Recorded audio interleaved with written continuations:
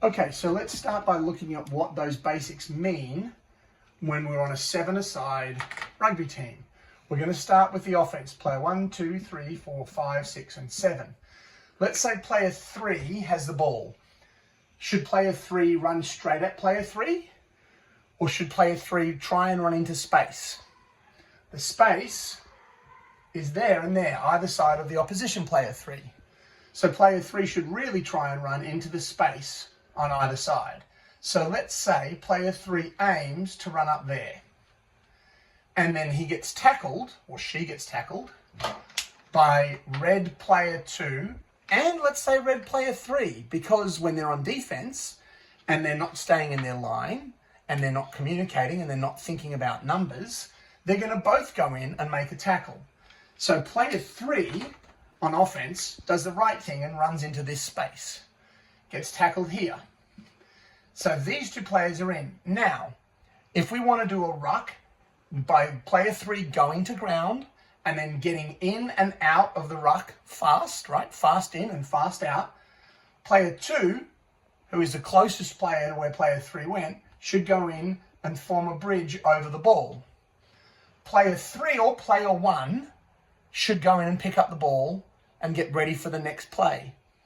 Let's say in this instance, player 3 goes in and takes the ball.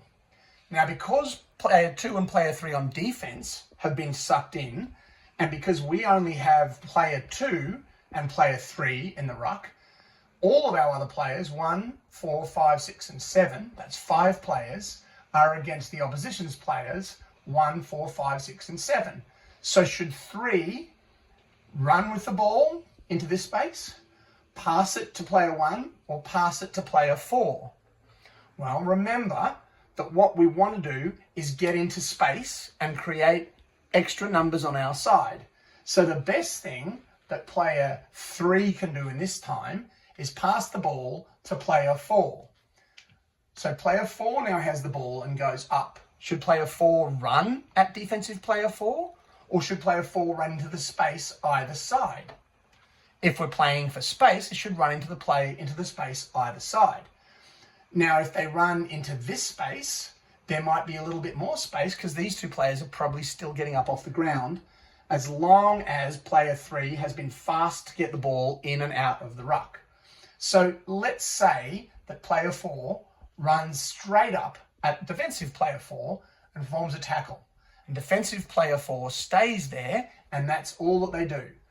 That means the next player in could be player 3, who once they've taken the ball should have run around and stayed in the line around about here and can go in and form a bridge for player 4, or player 5 could come in.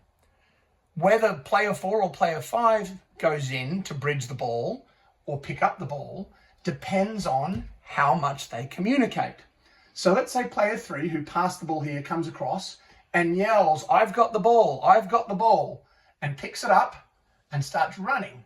Then defensive player 5 will try and tackle player 3, which means our players 5 and 6 and 7 will now be playing up against defensive players 6 and 7, which means if they pass the ball quickly all the way out wide and use the space, player 7 will be able to run around the outside of defensive player number 7.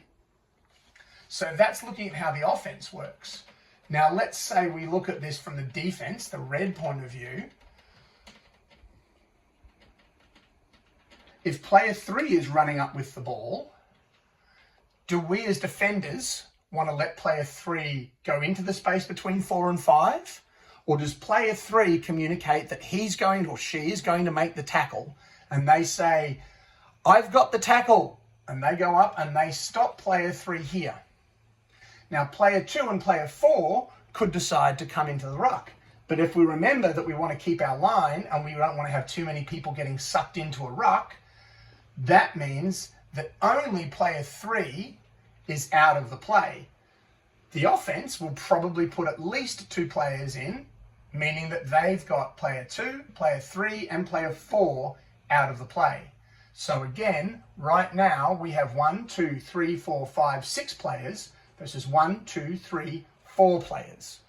This is where keeping our line, communicating and helping to support and holding the line and not getting sucked into the ruck if we don't have to means that we create an advantage in numbers, because the ball may come out and it may get passed, which again, if 4 goes to here and passes to 5, passes to 6, then 7 has a line around the outside. So those are just 2 examples on offense and on defense around how our 7 basics, space, numbers, line, support, communicate, tackle, and ruck, can help us score points that will ultimately mean we win the rugby match.